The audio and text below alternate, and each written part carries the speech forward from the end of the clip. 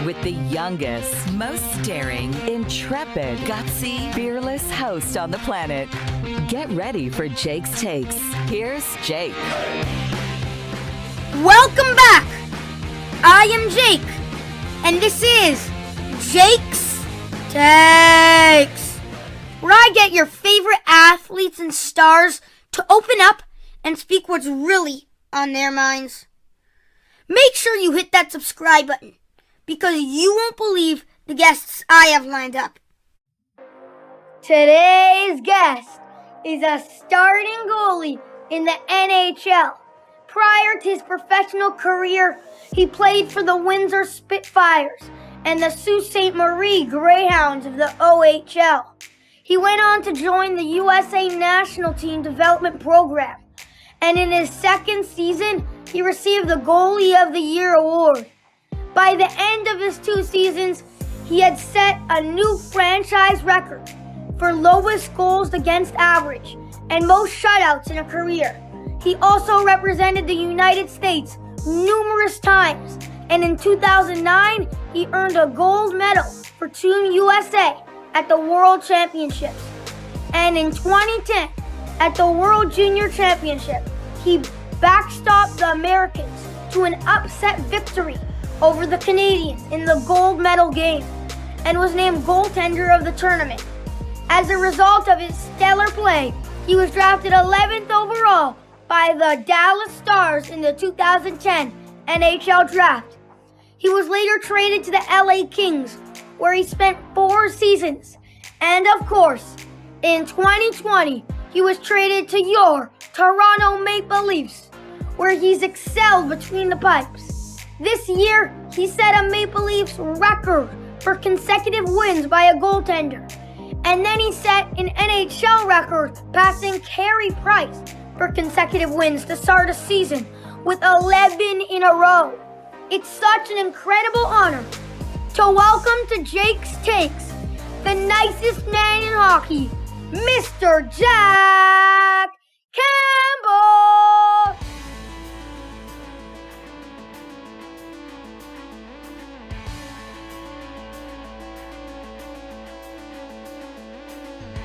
What's going on, Jack? How you doing? I'm doing great, Jake. Thanks for having me on your show today. And I'll tell you what, if I'm sure, I believe hockey is going to work out just fine for you. But if not, you definitely have a career in broadcasting and whatever you want to do. That was awesome. Thank you.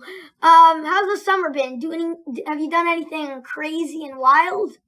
The only thing wild right now is my golf game, so I'm trying to get a little better at that. And I'm back in Toronto now, training with the guys and just having a blast, working hard, and getting ready to be better next season.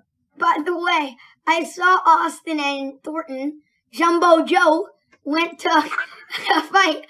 Why didn't you go? You were thinking of going or not?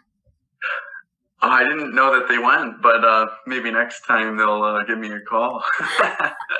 I really appreciate you coming on to talk some hockey with me. You ready?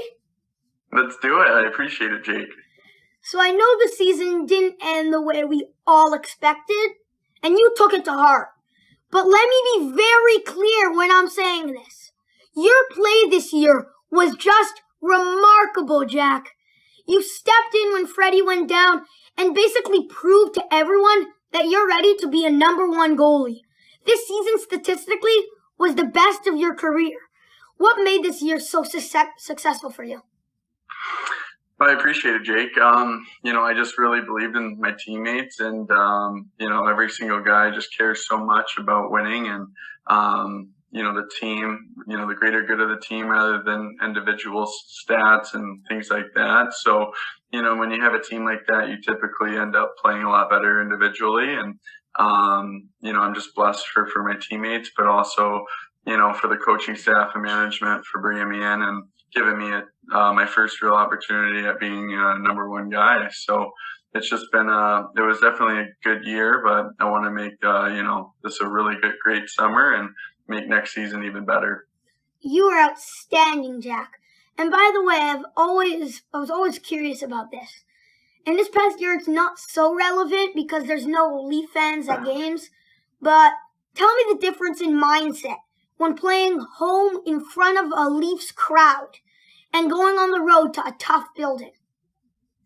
It's a great question, Jake. I got a good glimpse of the Leaf Nation, I should say, when I first got traded here in February of 2020.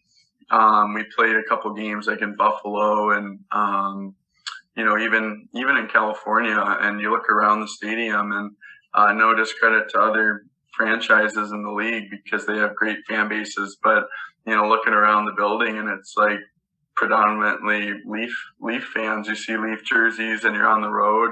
It's like, holy cow, this is much bigger than, anybody in our room. This started many, many years back. And, it's just such an honor to wear that maple leaf and a lot of pride, and just makes you want to win for the Leafs Nation.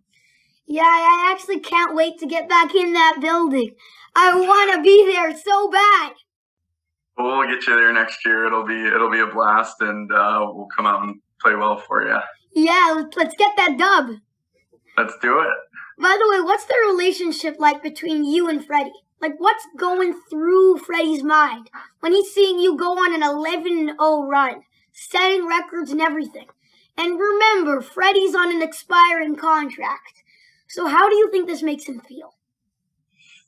Yeah, I think Freddie and I both are always thinking of, the other guy. And, when that streak was happening, the first guy to reach out after, each game was like Freddie. It was actually incredible. And, you can't fake that kind of character. It really comes out when you hit adversity. And the way Freddie handled himself, he and I got along so well even before this season. So when I first got traded, we just hit it off and had some nice dinners together and always seemed to kind of gravitate towards hanging out with each other. And then this year, obviously, we both suffered some injuries, and I got the opportunity to play a little bit more towards the end of the year. And he was just so supportive. And, I get a little uncomfortable at first with the idea of, upsetting him just because he's such a great teammate. And we just, he never made me feel bad about it. He just wanted me to do the best I could so the team could win. And that just inspired me to try to play as well as I could. And it's just disappointing we weren't able to get it done in the playoffs, but I learned a lot, and I'll make sure to be a lot better next year. Wow, that's amazing.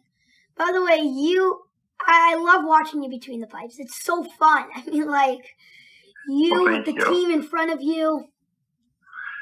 Oh, I appreciate it. I'm just trying to get better, and hopefully you'll enjoy it even more this year. I appreciate it, Jake. By the way, I want to ask you about back-to-backs. I never actually understood this, and since you're a goalie, I hope you can explain this to me. Almost always, when a team plays a back-to-back, the goalie barely ever plays. Why? I'm so confused. Are you so tired from this first game? Basically, all other players on your team in both games, and they skate their butts off, and it's tons of energy. So what is it about a goalie that coaches don't like playing them in back-to-backs? That's a fair question for sure, because I think once you're in the back-to-backs, it's like everybody else is doing it, like you said, so why can't we do it? But the coach has a job to do as well for getting, everybody ready for the playoffs. And depending on how many games somebody typically plays, I feel like they typically look at the back-to-back and kind of write it off as an easy game to give the goalie a break if he's playing a lot. But sometimes it's nice just to get back in there and you're not thinking so much. You're just going out and competing. And typically when I have had the opportunity to play in them, I've really enjoyed them. And everybody's tired in the morning, but then the puck drops at 7 or 7:30, and you're just ready to go. So, assuming you're the Leafs starting goalie next season, is there a number of games that you feel you can start? What are you comfortable with? And has the organization had any discussions with you? It's a good question. I mean, I work extremely hard in the off season. It was pretty disappointing to get injured this year a couple times, which isn't typically like me, but I'm learning from it last year and putting in the work. So whatever amount of games Sheldon decides to play me in, I'll be ready to go. And I like to think I'm in pretty good shape. So hopefully that's quite a few games. But I'll let the coach decide that. Yeah. I have to ask you about veterans and their leadership. We always hear about the importance of balance between young talent and veteran leadership. But the Leafs went out and brought in some huge names like Joe Thornton. We already have some great veterans like Spezza and Tavares and Bogosian. But tell me straight up, Jack. Take me into the locker room. Who speaks up? What do they say? Give me some examples so I can picture this. What do they say? How do they lead? Yeah, I mean, I think you start with the captain because JT Tavares,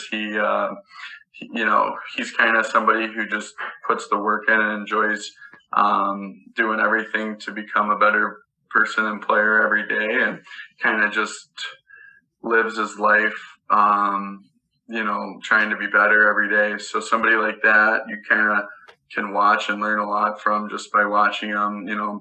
Think about entering.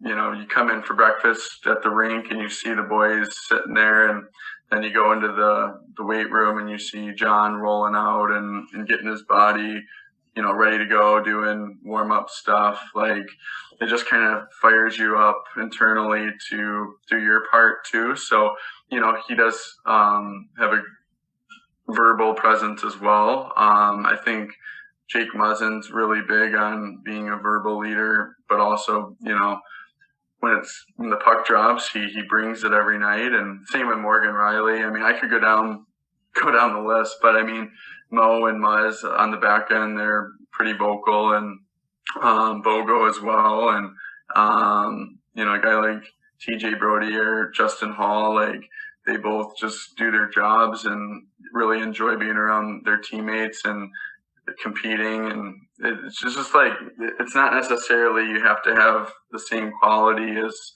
you look around the history of the NHL and you think of who are the best captains of all time. And, I'm not gonna go through them all, but just off the top of my head, being from Detroit, growing up when I was your age, I always watched Steve Yzerman, and he just kind of, I didn't know him on a personal level, but watching him, he played through some crazy injuries, and then when playoff time came around, he was unbelievable. So, everybody's just different. You can't really compare one guy to another, but we're just spoiled with all the leadership we do have in our locker room.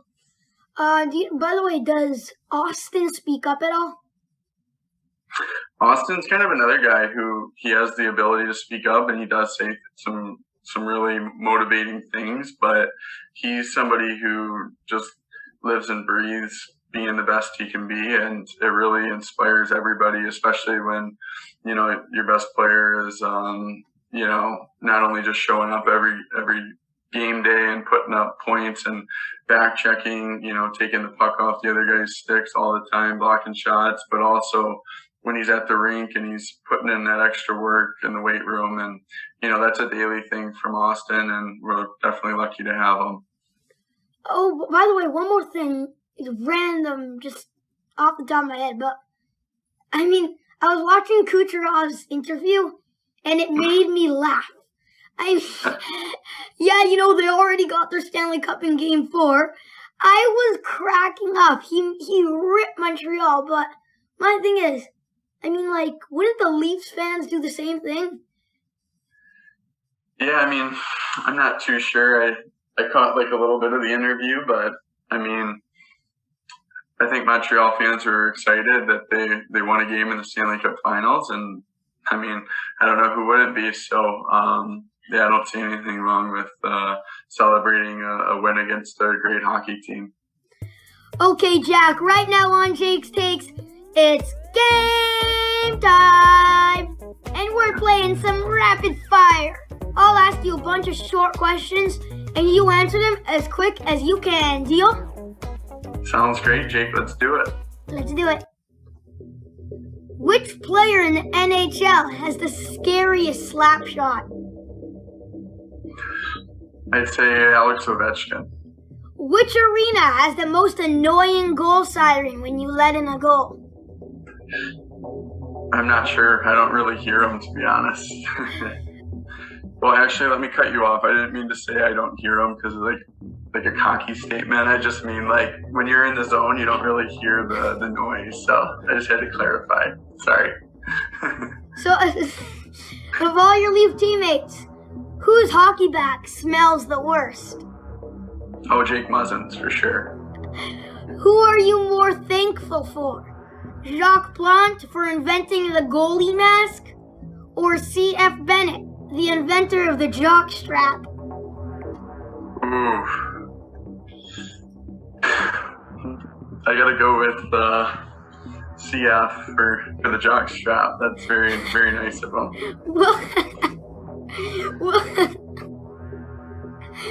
Will the Habs make the playoffs this coming year? I'm not sure. I'm not on their team, so I'm not sure how they're feeling, but I know that we'll be ready to go. Which defenseman would you rather have on your penalty kill? Drew Doughty or Seth Jones? I always gotta go with my boy Drew. He's awesome. Name a few words that run through your mind when you leave your net to go play the puck. Good question. I'd say keep it simple. Oh, I thought you would say, oh geez, don't screw this one up. Sometimes. Name one goalie you absolutely don't want to fight. Ooh, Robin Lehner. He's a tough guy. Aside from this rapid fire, when were you the most nervous in your entire career? Probably on the first tee with Mitchie yesterday at his new country club. It's a pretty nice spot over there. If I had 10 breakaways on you, do you think I would score one? I haven't seen your moves, but I think you got one for sure. Most annoying opponent who crashes your crease.